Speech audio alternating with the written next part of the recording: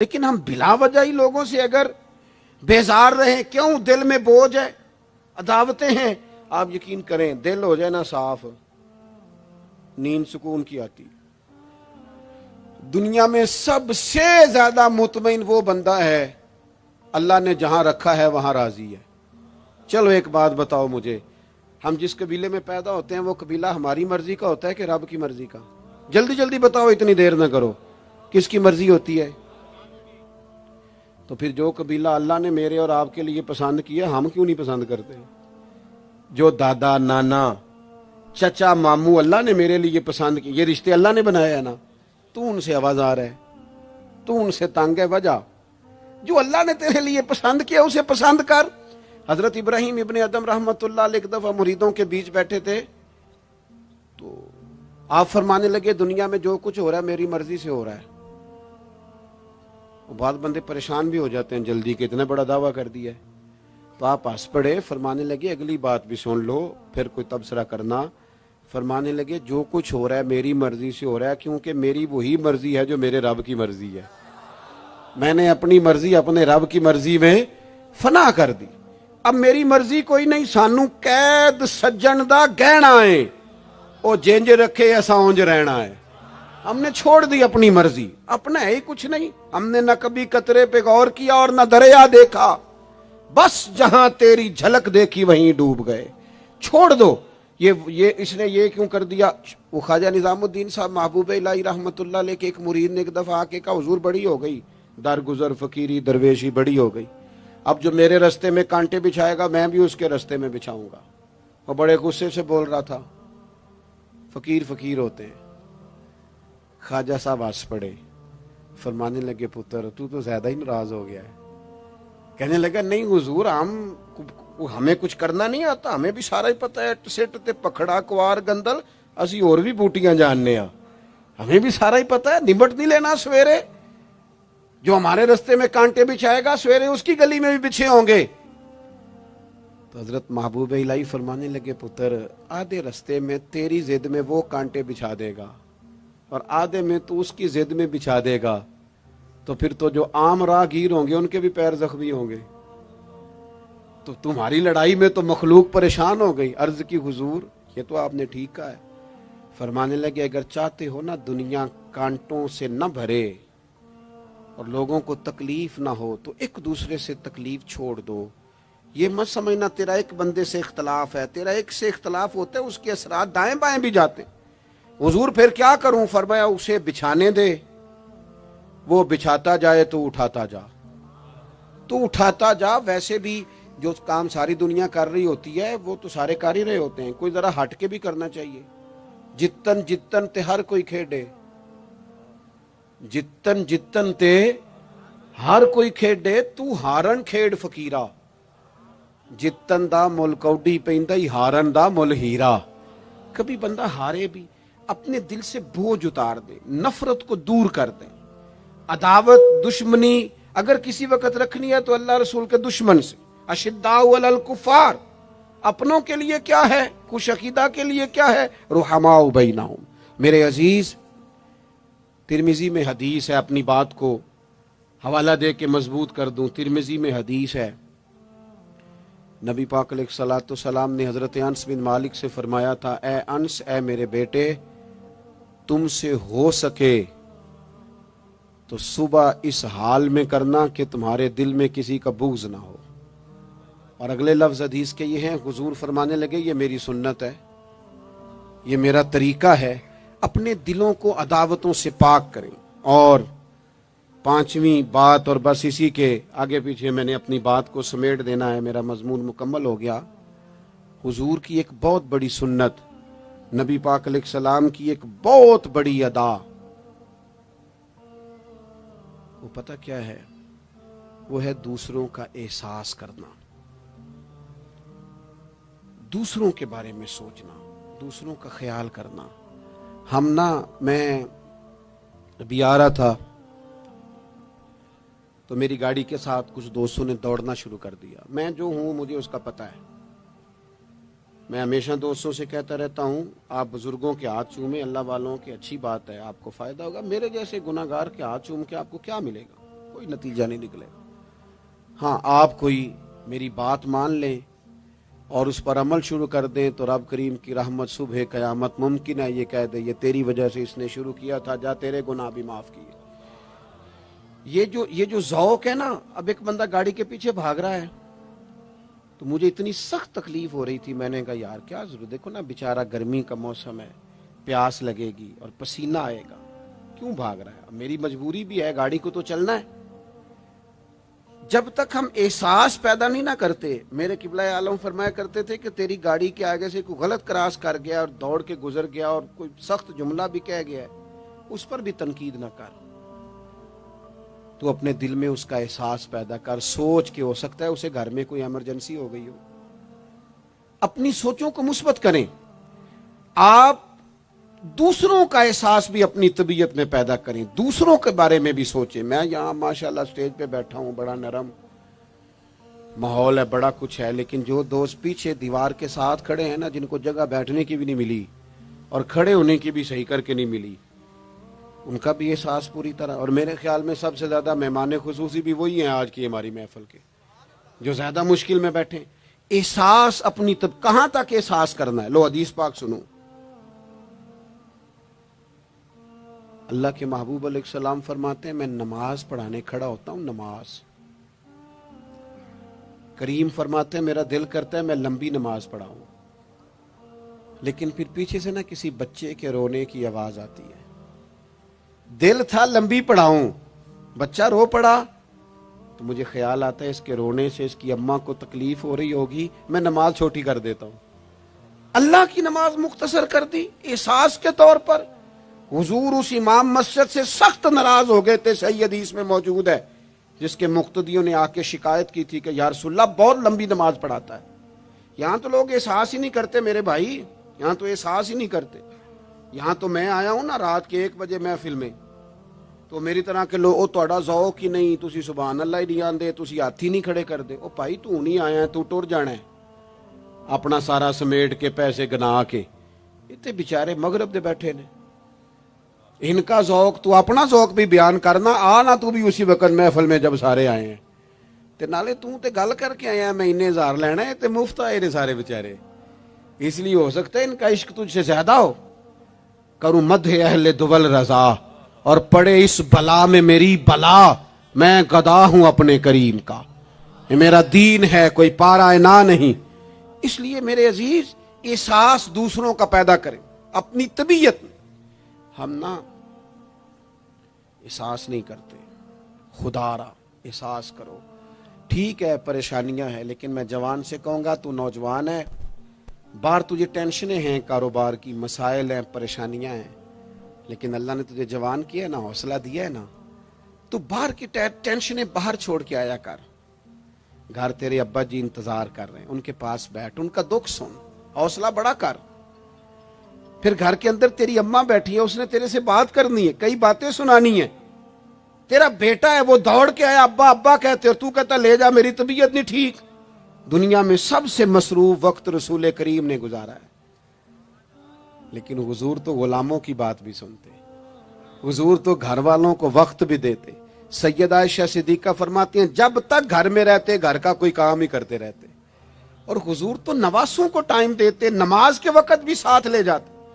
کیوں ہم اپنے آپ سے دوسروں کا احساس نکال بیٹھیں، دوسروں کے بارے میں تھوڑا احساس. آپ تھوڑے دن پہلے نا، کچھ عرصہ پہلے کچھ لوگ آگے میرے پاس کہنے لگے کہ کوئی طالب علم کوئی عالم مل جائے مدرسے میں سے آپ کے، اور ہم نے نا وہاں اپنے ہاں امامت کے لیے اور جمعہ کے لیے اس کو لے جانا ہے. میں نے کسی طالب علم سے کہا چلے جاؤ. وہ کہنے لگے تنخواہ کتنی دینی ہے؟ میں نے کہا کوئی زیادہ نہیں، جتنا آپ کے گھر کا خرچہ ہے اتنا اس کو بھی دے دیں. وہ پریشان ہو گیا، جی میں تسی نہیں سارے ہو گئے، تو اتنے پیسے دے دیں جتنا ہمارا خرچہ ہے. ہم تو صاحب ہوتے ہیں، اس کو کیسے دے دیں یہ والا خرچہ؟ تو کہنے لگے نہیں جی وہ تو ٹھیک ہے، تسی کوئی 10 چھڑو. اور میں نے کہا میں آپ کو وہ بتا رہا ہوں جو حضرت صدیق اکبر نے بتایا ہے. آپ کی تنخواہ کتنی لگائیں؟ کہا درمیانے مہاجر کا جتنا خرچہ ہے نا اتنا میرا بھی لگا دو. حضور گزارا نہ ہوا، فرمایا میں لوگوں کی تنخواہیں بڑھا دوں گا، جہاں سب کا گزارا ہوگا ابو بکر کا بھی ہو جائے گا. یہ کیا بات ہوئی کہ تو تیرا گزارا نہیں ہوتا تو مزدور کا کیسے ہوتا ہے؟ غریب آدمی کا احساس جب تک تجھے دوسروں کا پیدا نہیں ہوتا تو حضور کے اسوہ حسنہ تک نہیں پہنچ سکتا. تو نے نبی پاک کا طریقہ نہیں اپنایا. یہ پتہ ہے حضور جو غاروں میں روتے تھے اور سارا دن تبلیغ کرتے تھے اور طائف تشریف لے جاتے تھے اور عکاظ کی منڈیوں میں جاتے تھے، یہ احساس تھا، یہ درد تھا جو میرے محبوب کو لے جاتا تھا. احساس تھا. حضور چاہتے تھے رب کا کوئی بندہ دوزخ میں نہ جائے. اللہ کے محبوب رات کو روتے، دن کو تبلیغ کرتے، گلی گلی جاتے، لوگوں کو سمجھاتے. کوئی ایک بار دین کی بات پوچھتا، 10 بار بھی اس سے پوچھتا تو بتاتے. کیوں؟ احساس ہے. بات ختم کرنے لگا ہوں. سیدہ طیبہ طاہرہ ام المومنین سیدہ عائشہ صدیقہ رضی اللہ تعالیٰ عنہ فرماتی ہیں ایک دن حضور مجھ سے فرمانے لگے، کریم فرمانے لگے عائشہ ایک بات بتاؤں تمہیں؟ یا رسول اللہ فرمائیے.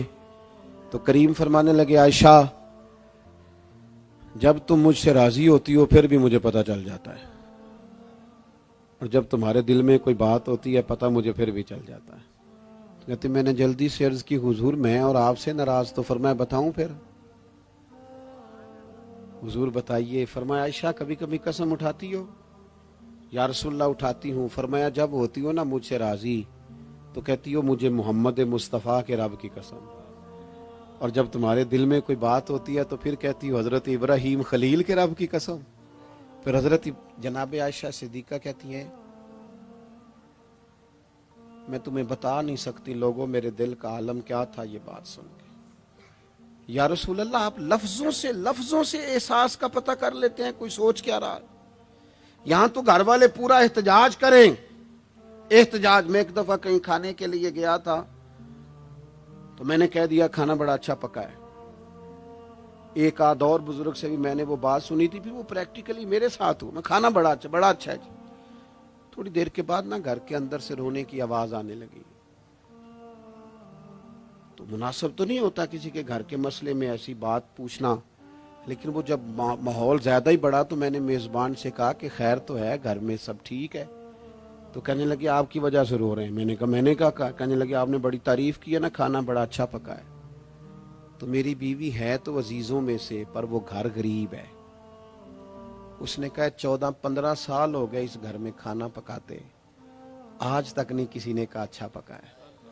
میں غریب کی بیٹی ہوں، آج وہ تعریف سنی ہے تو دل کسی اور طرف ہی چلا گیا ہے.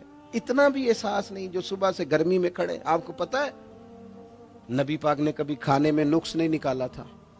سیدہ عائشہ کہتی ہیں پسند ہوتا تو کھا لیتے ورنہ چھوڑ دیتے. کبھی عیب تو ہنڈیا پھینک دیتا. آنا گرمی میں تو بھی کھڑا ہونا، جہاں اماں کھڑی ہے، بیوی کھڑی ہے، بہنیں کھڑی ہیں، کھڑا ہونا 10 منٹ. تو بھی احساس ہی نہیں، صرف اپنا ہی پتہ ہے. سیدہ عائشہ صدیقہ یہ حضور کا اسوہ حسنہ ہے. یہ طریقے اپناؤ زندگی میں. 4 5 8 چیزوں کو فقط سنت نہ سمجھو. یہ وسعت ہے حضور کے اسوہ نور میں.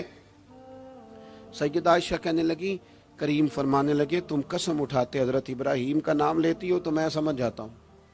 جناب عائشہ کہتی ہیں بس دل مچل گیا، کیفیت اور کی اور ہو گئی. میں نے کہا حضور پھر مجھے قسم ہو محمد عربی کے رب کی، میرے لبوں سے آپ کا نام ہی جاتا ہے، میرے دل میں آپ ہر وقت موجود رہتے ہیں. میرے عزیز کچھ باتیں آپ سے میں نے عرض کی. میں اپنی گفتگو کو بھی دیکھتا ہے جو بڑے مالدار ہوتے ہیں، اور ایسے لوگوں کو بھی دیکھتا ہے جو بیچارے ایک وقت کھاتے ہیں اور دوسرے وقت کے لیے پریشان رہتے ہیں. اپنی زندگی میں وہ صحت مند، توانا، خوبرو لوگوں کو بھی دیکھتا ہے اور بیمار اور کمزور، ضعیف اور ناتواں لوگوں کو بھی دیکھتا ہے. اس کے ارد گرد ایسے لوگ بھی ہوتے ہیں جو بڑی خوش و خرم زندگی گزار رہے ہوتے ہیں، اور ایسے لوگ بھی ہوتے ہیں جو کسی وجہ سے پریشان، تکلیف میں گھٹے گھٹے سے ہوتے ہیں. انسان اپنے ماحول سے بھی سیکھتا ہے، معاشرے سے بھی سیکھتا ہے، اور پھر جب وہ لوگوں کے قریب جاتا ہے اور اپنے گھر سے اٹھ کر وہ لوگوں سے ملاقات کرتا ہے تو مختلف قسم کے مشورے، مختلف قسم کی آراء اور مختلف قسم کے مشیر اسے ملنا شروع ہو جاتے ہیں. ان ساری چیزوں کے ماحول میں انسان کی سوچیں پنپتی ہیں، اور اسے بالیدگی کا موقع ملتا ہے، وہ باشعور ہونے لگتا ہے، پھر وہ کسی ایک جگہ ٹھہر جاتا ہے۔ بعض اوقات کسی مالدار کی طرف دیکھ کر پوری طرح رک جاتا ہے اور سوچتا ہے کہ نہیں، میں پیسہ ہی کماؤں گا تو پھر ہی ٹھیک ہے۔ بعض اوقات کسی مشہور آدمی کو خوش قسمت سمجھ لیتا ہے اور پھر وہ کوشش کرتا ہے کہ جتنے بھی جتن کیے جائیں کسی بھی طریقے سے شہرت حاصل کی جائے۔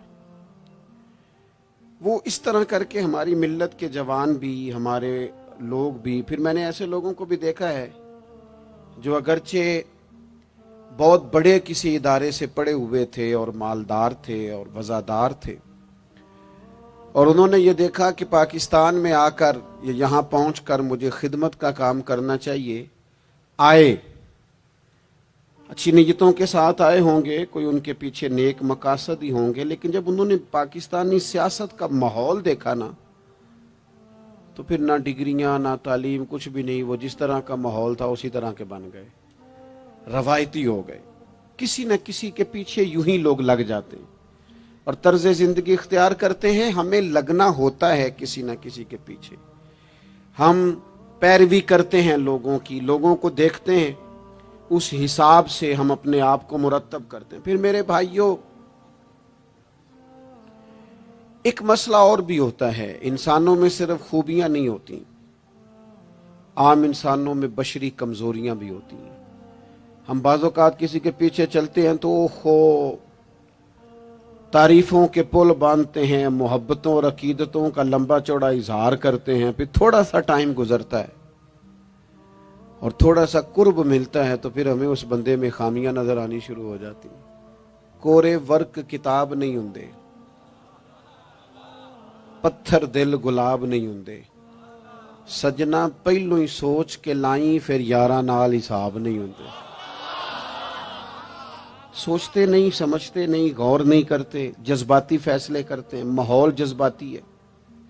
یا آپ دیکھیں نا، میں کسی جگہ پہ پہنچتا ہوں تو رکنا، بیٹھنا، چلنا پھرنا دوست مشکل کر دیتے ہیں، 1 منٹ کے لیے کہیں کیمرہ بند نہیں ہوتا۔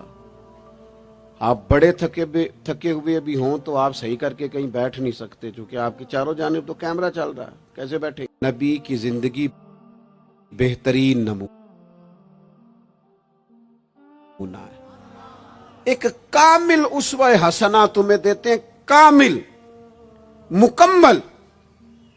نبی پاک علیہ الصلوۃ والسلام کا جو وجود اطہر ہے نا، ایسا وجود اس کے اندر اللہ تعالیٰ نے ظاہری اور باطنی، یہ دیکھیں میں کسی جوش سے نہیں بول رہا، میں بڑی ہوش سے بات کر رہا ہوں، آپ سے بھی گزارش کرتا ہوں ہوش سے سننا۔ یہ بات میں درجنوں اور بیسیوں کتب کا نچوڑ آپ کے سامنے رکھ رہا ہوں۔ اللہ تعالیٰ نے نبی پاک علیہ الصلوۃ والسلام کے اندر ظاہری باطنی ساری خوبیاں بھر کے اپنے محبوب کو دنیا میں مبعوث فرمایا ہے، نہیں کھلا دیے، وہ جس راہ چل دیے ہیں کوچے بسا دیے۔ بعض لوگ ناراض نہ ہونا مجھ سے، بعض لوگ ہنستے ہیں، سونا نہیں ہنستے، ہنستے ہیں پر سونا۔ سیدہ طیبہ طاہرہ حضرت عائشہ صدیقہ فرماتی ہیں حضور مسکراتے تھے لیکن اس مسکرانے میں بھی عجیب وزاداری تھی، ہنستے تھے کھل کھلا کے نہیں ہنستے تھے، اس میں کہا نہیں لگتا تھا، آوازیں نہیں پیدا ہوتی تھی، یعنی سونا ہنس بھی جاتے تھے لیکن اس کے اندر بھی عجیب لطافت تھی۔ وہ کیسا ہنسنا تھا؟ صحابہ فرماتے ہیں حضور ہنستے، مقدس دانتوں میں سوراخ تھا، زیر لب مسکراتے، اور وہ جو حضور کے مقدس دانتوں میں مقدس سوراخ تھا نا، جب حضور ہنستے اس سے نور نکلتا اور مسجد نبی کی دیواریں بھی روشن ہو جاتی۔ یعنی ایسا نہیں ہنسنا جس طرح کوئی میری طرح کا آدمی ہنستا ہے تو لوٹ پوٹ ہو جاتا ہے اور اس ہنسنے کے اندر کئی دفعہ وزاداری قائم نہیں رہتی، کئی دفعہ اس کے اندر وہ وقار قائم نہیں رہتا۔ حضور ہنستے تو تبسم کرتے، یعنی ہنس بھی رہے ہیں تو ہنسنا بھی بڑا ہی باکمال ہے۔ اور میرے اعلیٰ حضرت تو کہتے ہیں بس وہ ہنس پڑتے تھے پھر جو عمر بھر کے رو رہے ہوتے تھے نا وہ حضور کا ہنسنا دیکھ کے ہنس پڑتے تھے.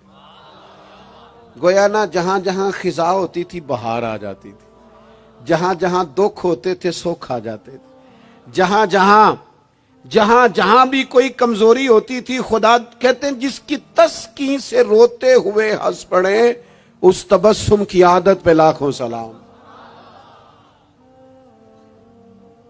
ایک تو ان کا ہنسنا بڑا با کمال تھا, اور پھر یہ تھا کہ ان کا رونا بھی بڑا با کمال تھا, بڑا با کمال.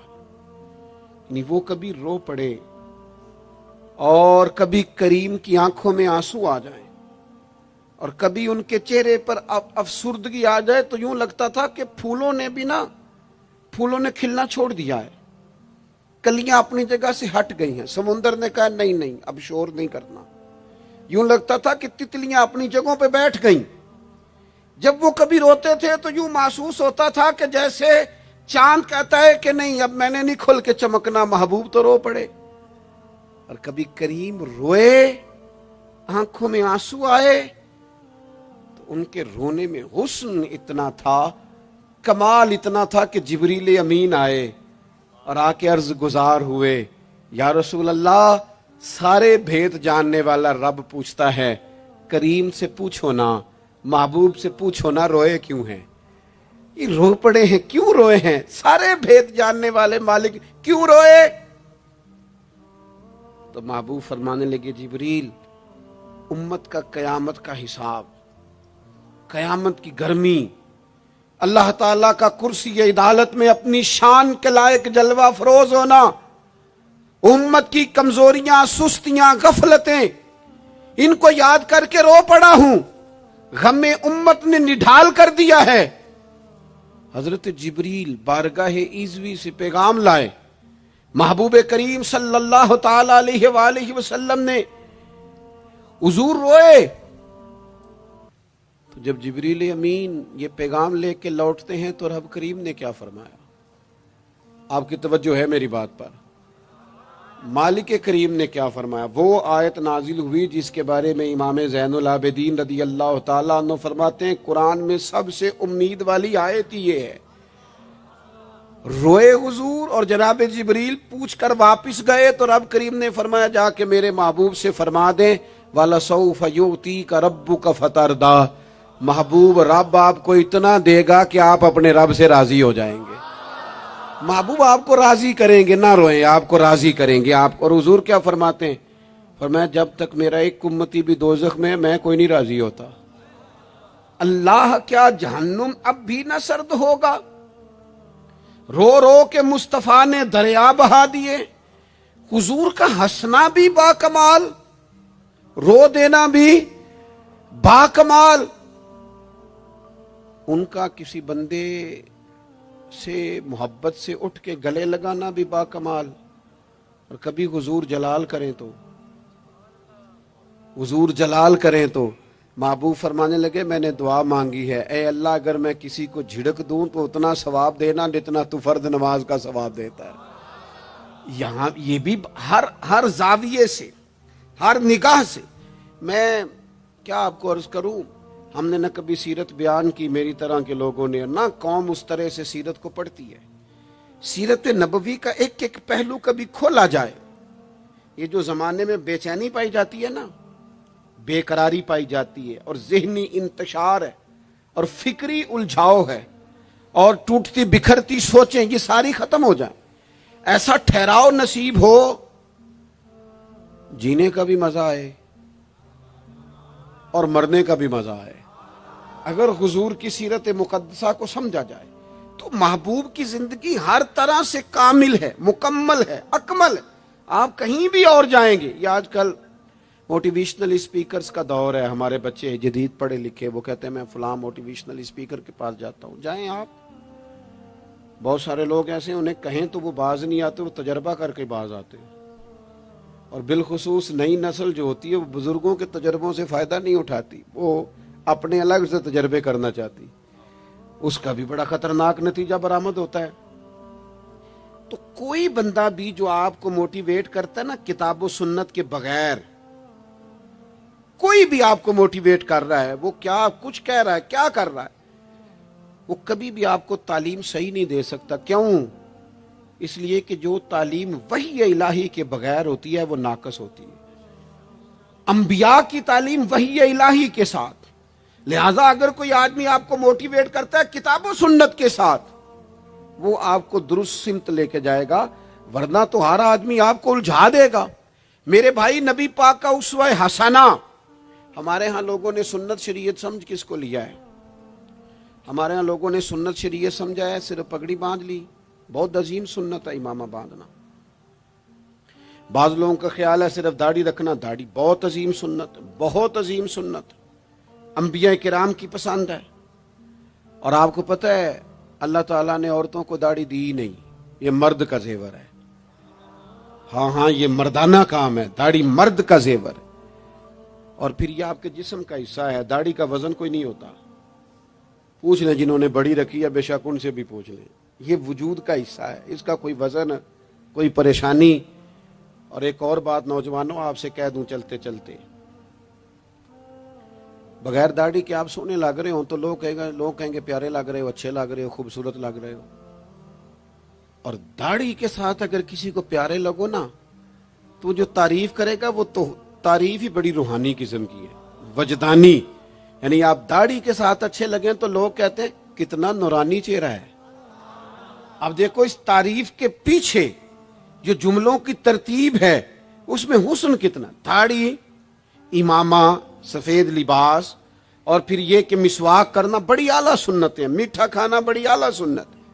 لیکن یہی 4-5 سنتیں نہیں میرے بھائی حضور کی، یہ بہت بڑا مسئلہ ہے۔ بعض لوگ سمجھ فلاں جی سنت شریعت پہ عمل کرتا ہے، کیا کرتا ہے کہ داڑھی پگڑی والا ہے، وہ خدا کے بندے یہ عظیم سنت ہے، کون اس کا انکار کر رہا ہے؟ لیکن نبی پاک کا تو اسوہ حسنہ ہے، اس کے پیچھے تو پوری زندگی ہے۔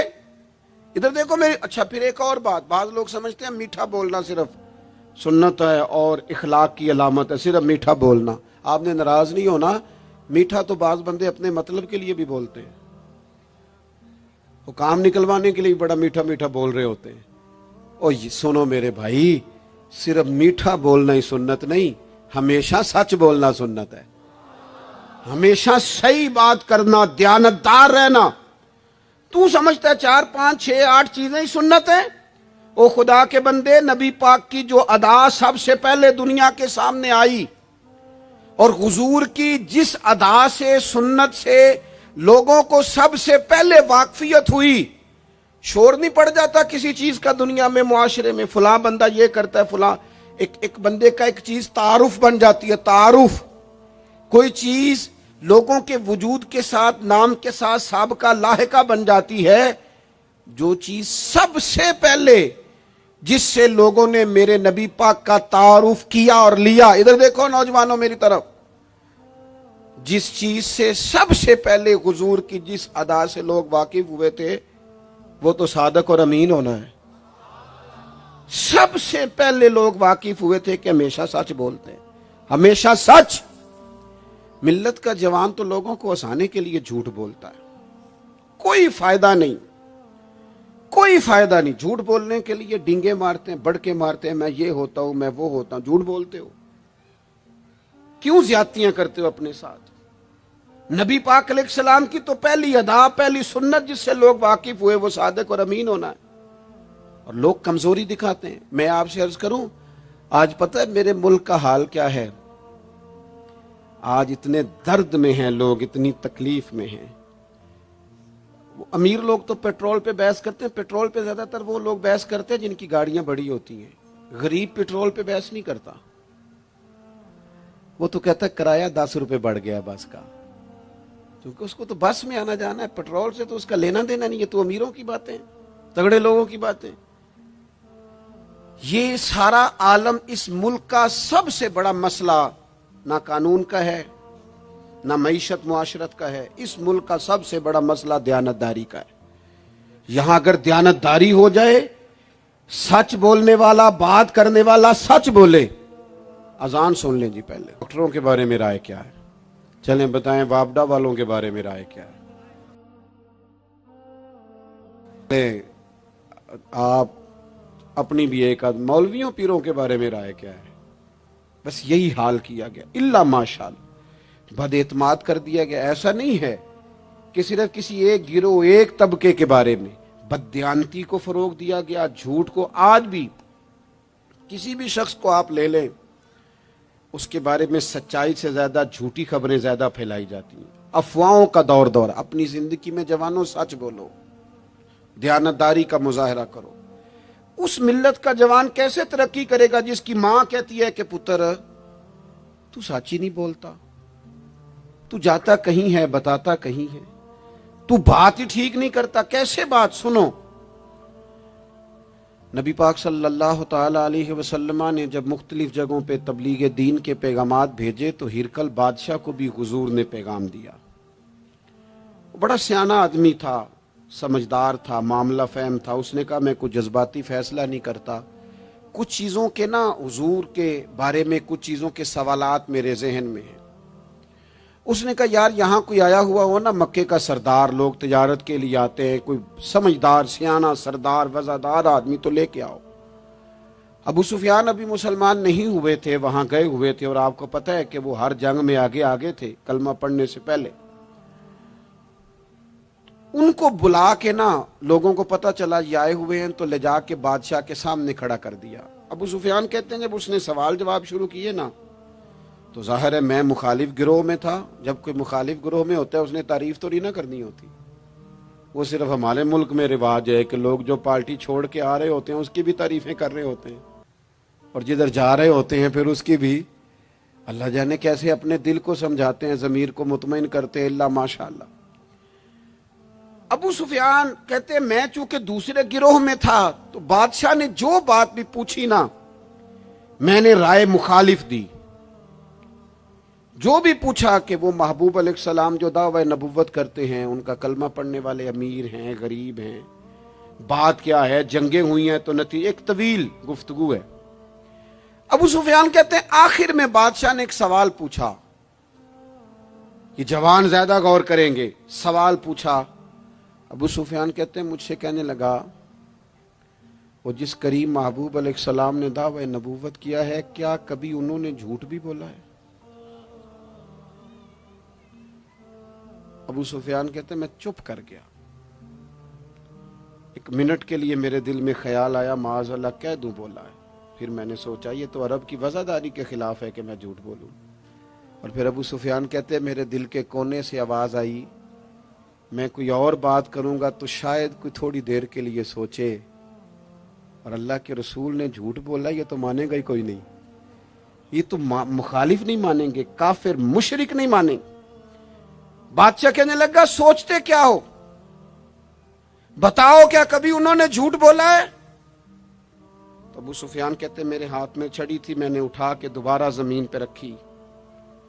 میں نے کہا بادشاہ وہ رشتے میں میرے بھتیجے لگتے ہیں، میری ان سے مخالفت ہے، میں ان کے مقابل فوجیں تک لے کے آتا ہوں، وہ ہمارے بتوں کو برا کہتے ہیں، رائے کا اختلاف اپنی جگہ پر، لیکن وہ میرے سامنے پیدا ہوئے میرے بھتیجے ہیں، میں نے انہیں ماں کی گود میں بھی دیکھا ہے، دادا کے کندھوں پہ بھی دیکھا ہے، سیدہ ختیجہ کا دولہا بنے بھی دیکھا ہے، میں نے ان کی گود میں ان کی بیٹیوں کو کھیلتے بھی دیکھا ہے۔ اختلاف اور مخالفت اپنی جگہ پر وہ کریم میرے سامنے پیدا ہوئے اور ان کے مقدس بال میری آنکھوں کے سامنے سفید ہوئے، ان کی زبان سے جو بھی نکلتا ہے حق اور سچ ہی نکلتا ہے۔ وہ اسیر دشمن کی چاہ میں بھی، مخالفوں کی نگاہ میں بھی وہ امی ہے، صادق ہے، معتبر ہے، میرا پیغمبر عظیم تر ہے، کبھی زبان سے جھوٹ نہیں نکلا۔ اللہ آپ کو جزا دے۔ سنیں جی، کچھ خطیب بغیر نعروں کے بھی تقریر کر لیتے ہیں یار، اونچی سبحان اللہ کے بغیر بھی کام چل جائے گا انشاءاللہ۔ آپ خالی سنتے جائیں نہ بھی سبحان اللہ کہیں پھر بھی گزارا، اثر کرے نہ کرے سن تو لے میری فریاد، اور نہیں ہے داد کا طالب یہ بندہ آزاد۔ میرے عزیز نبی پاک علیہ الصلوۃ والسلام نے سچ بولا۔ ابو سفیان کہتے ہیں ان کی زبان سے سوائے حق سچ کے کبھی کچھ نکلا؟ کریں نا تھوڑی پابندی ہم بھی سچ کی، کریں نا۔ اچھا ہم بولتے ہیں سچ، بہت سارے لوگ سچ بولتے ہیں، لیکن وہ دوسروں کے بارے میں بولتے ہیں, اپنے بارے میں نہیں بولتے. اس نے اتنا جھوٹ بولا, اس نے اتنی کرپشن کی, فلانے نے یہ کرے, دوسروں کے بارے میں بول رہا ہے. اپنے بارے میں سچ بول, اپنے بارے میں تو بتا تو نے کیا کیا ہے. نہ ادھر ادھر کی تو بات کر, بتا کہ قافلہ کیوں لٹا. مجھے راہزنوں سے غرض نہیں, تیری راہبری کا سوال ہے. تو کہاں تھا, اپنی بات بتا. ابو سفیان کہتے ہیں جب میں نے بادشاہ کو یہ بات بتائی نا, اس نے چادر کندھے پہ رکھی اور وہ جانے لگا, تو میں نے کہا یار تو نے اتنی باتیں پوچھی, میں نے اتنے جواب دیے, کوئی نتیجہ بات کا کوئی رزلٹ بھی نکلتا ہے نا, کوئی اینڈ بھی ہوتا ہے, کوئی نتیجہ بتا. تو کہتے ہیں بڑے تحمل سے, بردباری سے بادشاہ ہنس پڑا. ہنس کے کہنے لگا نتیجہ تو نکل آیا. کہا کیا نتیجہ نکلا؟ تو کہنے لگا یار جس بندے نے کبھی بندوں سے جھوٹ نہیں بولا, وہ یہ والا جھوٹ کیوں بولے گا کہ میں اللہ کا رسول بن کے آیا ہوں. جو بولتے ہی سچ ہیں تو پھر گویا وہ کہہ رہا تھا مان لو کہ یہ بھی وہ سچ ہی بولتے ہیں کہ میں اللہ کا رسول بن کے آیا. ایک تو حضور کی اس اہم ادا کو اپناؤ. آپ کو پتہ ہے کسی باپ نے کسی مجبوری سے کبھی کہا ہوگا اپنے بیٹے کو چلے 2 منٹ کے لیے مان لیتے ہیں, کوئی مجبوری ہوگی, اس نے چلے فرض کیا کسی مجبوری کے تحت اس نے کہا تھا اپنے بیٹے کو کہ باہر جو بندہ آیا اسے کہہ دو کہ میں گھر میں نہیں. چلے مان لیا 2 منٹ کے لیے تیری مجبوری تھی, لیکن میں ذمہ داری سے کہتا ہوں تو نے ایک دفعہ اپنے پتر سے کہا تھا نا جھوٹ بول دے میں گھر نہیں, پھر تو ساری زندگی منت کرے گا وہ تیرے ساتھ بھی سچ نہیں بولے گا.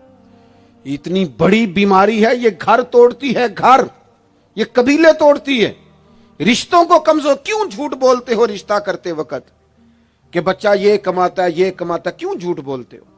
صاف ستھری 2 ٹوک بات کرو. اتنا بڑا رشتہ میاں بیوی کا جو اللہ کی نشانیوں میں سے نشانیاں جھوٹ پر قائم کرتے ہو.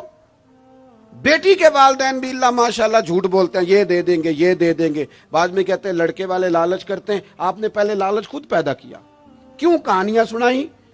اتنا اہم رشتہ جس کی بنیاد پر سارا گھر چلنا تھا, وہ رشتہ ہی بد اعتمادی پر قائم ہے. جب ایک دوسرے پر اعتماد ہی نہیں ہے تو سکون کیسے آئے گا؟ اپنی زندگی میں سچ لاؤ. دولت لانے سے زیادہ ضروری سچ لانا ہے. گھر میں مہنگی چیزیں لانے سے بہتر ہے اپنے گھر میں سچ لے آؤ, دیانتداری لے آؤ.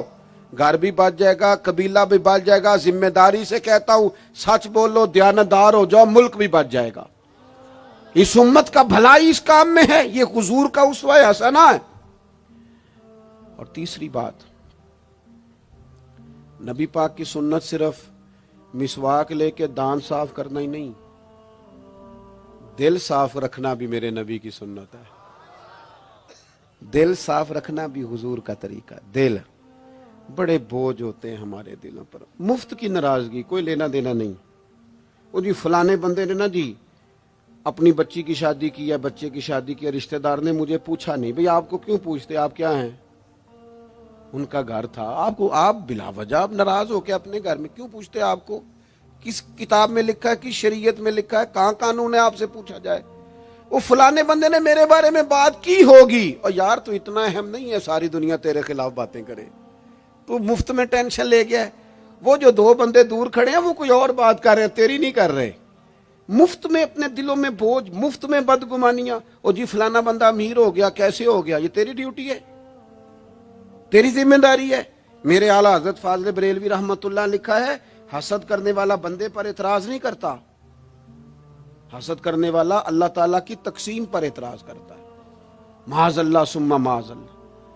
وہ تو کہہ رہا ہے اسے نہیں ملنا چاہیے تھا, مجھے ملنا چاہیے تھا.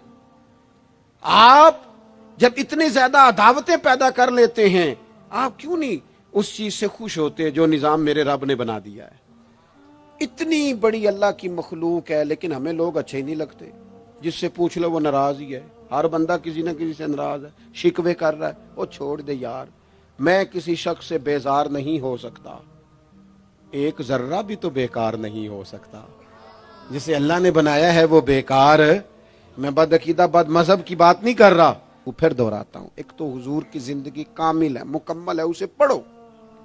جس زاویے سے ہنسنا بھی با کمال ہے, رونا بھی بڑا قیمتی ہے. जिस जाविये से पढ़ोगे कमाल ही कमाल। और फिर हुजूर का उसवा हसना पूरी जिंदगी पे लागू करो। एक तो सच बोलें, बदयांती कभी ना करें, झूठ कभी ना बोलें, और अपने दिलों से सारे हसद, बुग़ज़, अदावतें, दिल दरिया समुंदरों डूंगे, कौन दिलां दियां जाने, 14 तबक मेरे दिले दे अंदर, मैं तंबू वांगू ताने। दिल में गुंजाइश पैदा करें। और आखिरी बात आपसे ये अर्ज की है, दूसरों का एहसास पैदा करें। दूसरों के लिए हम उस दीन के मानने वाले हैं जिसमें से आबा जख्मी हालत में मैदान में जख्मों से चूर भी पड़े हो ना, तो फिर भी कहते हैं पानी मेरे भाई को पिला दो। पानी उस दीन के मानने वाले। हमें ना खुद गर्ज किया गया, अपनी अपनी पे लगा दिया गया है। बांटना शुरू करोगे ना, बांटना, उसमें सफाई भी है, बरकत भी है। और जो बांटते हैं उनके खजाने खाली नहीं होते, उन्हें अल्लाह ताला भी फरमाता है। फिर एक दफ़ा दुआ करता हूँ, अल्लाह ताला अहबाब की कोशिश को अपनी बारगाह में कबूल फरमाए।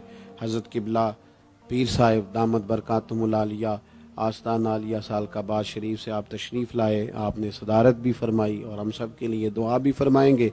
अल्लाह तबारक व तआला इस बज़्म नूर को कबूलियत का दर्जा अता फरमाए। वमा अलैना इल्लल बलाग।